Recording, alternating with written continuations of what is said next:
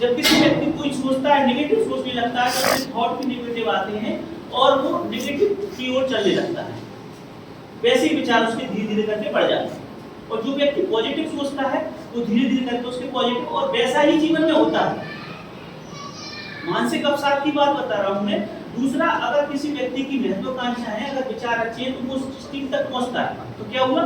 विचार, महत्वपूर्ण विचार। तो विचारों को अपने इस तरह रखना चाहिए। वो कैसे आएंगे? जिससे अवसाद ना हो। अच्छी बुक पढ़े। आप भी बताएं, कई लोग आते हैं आप लोगों के पास, अपने महापुरुषों की किताबें पढ़ें, यानी अपने को व्यस्त रखना है। और दूसरा, जो व्यक्ति अवसाद में जा रहा है, अगर वो आपको बता नहीं रहा है, सुनसान बैठा हुआ है, आपके फ्रेंड भी है, वो उसके कुछ बिहेवियर्स बदलता है, तो आप समझ लें कि ये व्यक्ति किसी डिप्रेशन में जा रहा है। तो उससे बात करें, उससे समझें कि उसे क्या समस्या है और उसका पॉजिटिव सॉल्यूशन बताएं, उसे पॉजिटिव की ओर करें, जिससे कि वह नेगेटिव न सोच पाए। और जी जैसे ऐसा रखा है कि आत्महत्या के लिए रोकथाम, तो जी जब अवसाद ज़्यादा बढ़ जाता है तो इस तरह की स्थिति आती है, ये नेगेटिव थॉट के कारण है।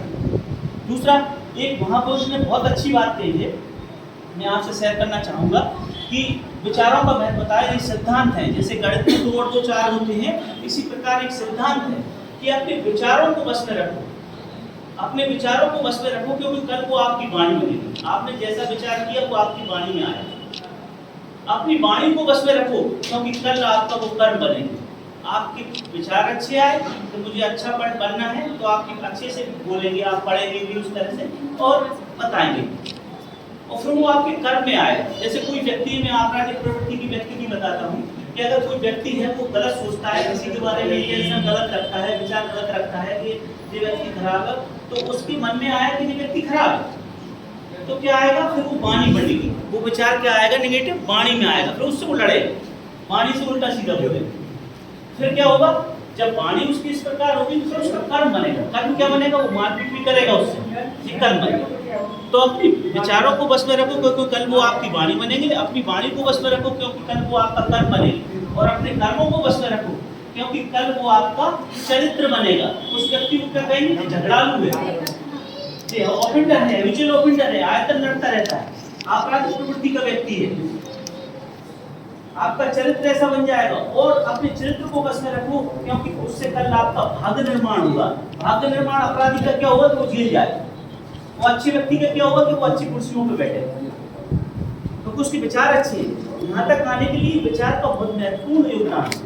तो मेरा सिर्फ आपसे जो मूल बात बताता हूँ मैं, कि इसमें आप साथ में नहीं जाना, किसी को भी नहीं जाना। और आप जो आपके आसपास का वो भी व्यक्ति है, महिलाओं से भी आपके संपर्क रहते हैं कि आती रहती है, और आप लोग तो इस स्थान पे बैठे हो कि यहाँ तो हर व्यक्ति का पड़ता है, और जीवन में एक न एक बार अस्पताल आना पड़ता है उसको। तो आप लोग तो बहुत एक इतना पुण्य का काम लोग कर रहे हैं यहाँ तो, कि इसके लिए आपको साधुवाद है। और आप इसको ही आगे बढ़ाते चलें और लोगों को विचार अच्छे देते चलें। इसी के साथ मैं अपनी वाणी को नाम देता हूँ। बहुत अच्छा इस पर मार्गदर्शन किया कि आपके कुछ विचार, सोच अगर आप अगर अपने जीवन में रखते हैं, जिसकी वजह से जो आपकी एक पर्सनैलिटी, एक बात बोले कि इंसान की जो एक पूरी रूपरेखा होती है जीवन में, किस प्रकार से वो बन के अपने जीवन को व्यतीत करेगा, वो इसी पर निर्भर करता है कि कोई भी चीज़ को अपने जहरशील और अपने बॉडी को कंट्रोल करके अपने जीवन को बहुत अच्छे से बनाया जा सकता है। और चीज़ का एक चीज़ अच्छी हो जाए कि क्या क्या एक चीज़ में लीगली लेवल पर लोगों की मदद कर सकते हैं। तो इसी चीज़ में कार्यक्रम को आगे बढ़ाते हुए मैं जो ये जिला सहायता अधिकारी है उनको आग्रह करूँगा। धन्यवाद सर। माननीय चंद्रशेखर साहू सर, जिला बार एसोसिएशन के अध्यक्ष महोदय, राघवेंद्र शर्मा सर, जिला home commandant sir, deputy legal and defence counsel Shri Vishnu ji, सम्माननीय civil surgeon sir Bhargav sir, और हमारे psychiatrist sir Shri Ram Mohan Gurjar sir. Basically जो हमारे डिप्टी साहब ने बताया है, हम 1 2 3 जन तो न्याय विभाग की तरफ से आए हैं, न्यायपालिका की तरफ से आए हैं, और हमारा मुख्य उद्देश्य था कि जो मानसिक रोगी जिस पीड़ा से पीड़ित होते हैं या फिर हम उनको निगलेक्ट कर देते हैं, तो उसके लिए न्याय विभाग भी अपनी एक योजना चलाता है। अब न्याय विभाग जो जजेज या जुडिशरी नहीं चलाती है, एक अलग से जैसे वो लिखा है जिला विधिक सेवा प्राधिकरण, ऐसे 3 खंडों में प्राधिकरण बने हुए हैं। एक है नेशनल स्तर पर बना है national legal services authority, state legal services authority और डिस्ट्रिक्ट लीगल सर्विसेज अथॉरिटी। इनका काम है कि जो मानसिक रोगी हैं उनको कैसे उनके जो अगर उनको हॉस्पिटलाइजेशन की ज़रूरत है तो हॉस्पिटल भेजना है, अगर उनको कभी कभी हम लोग भी उनको धुतकार देते हैं या फिर निगलेक्ट करते हैं तो वो भी हम लोगों में कैसे संवेदनाएं हैं उसका भी है। हमारे पीएलवी होते हैं हमारे अंदर में 20-30-40 जो पैरालीगल वॉलंटियर कहलाते हैं, उनके द्वारा भी हम उनकी हेल्प करते हैं कि इनको कानूनी सहायता मिल जाए।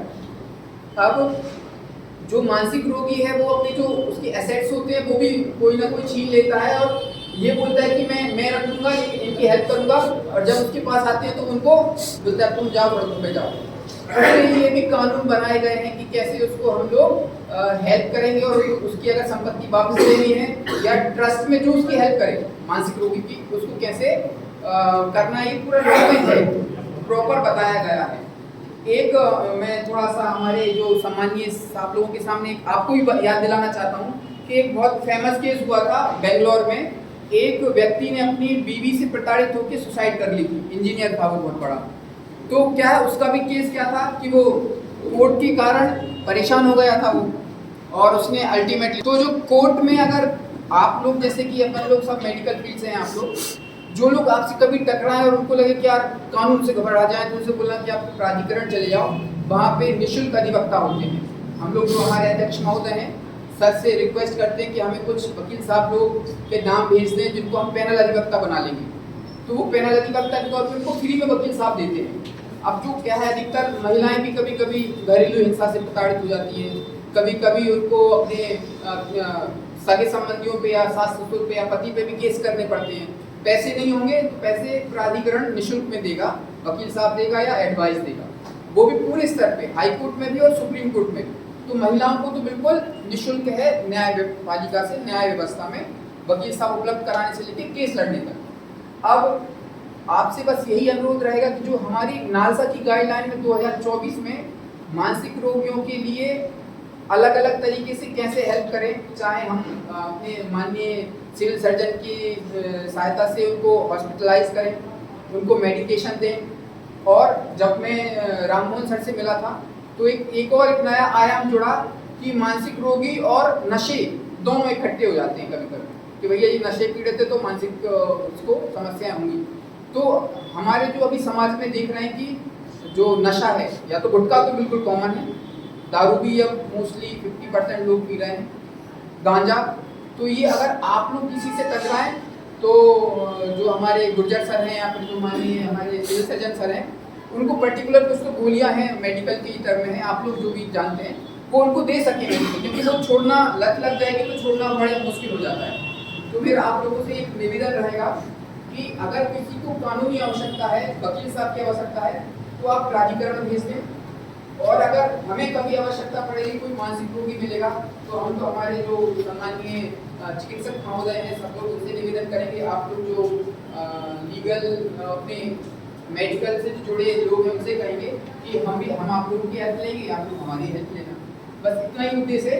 बाकी जैसे कि टेलीमानस, मैंने भी एक टाइम पे जब मैं जॉब में नहीं था तो मेरे दोस्त थे जबलपुर में, टेलीमानस कॉल लगा टेलीमानस पे, तो हम भी थोड़ा कॉल लगाते थे।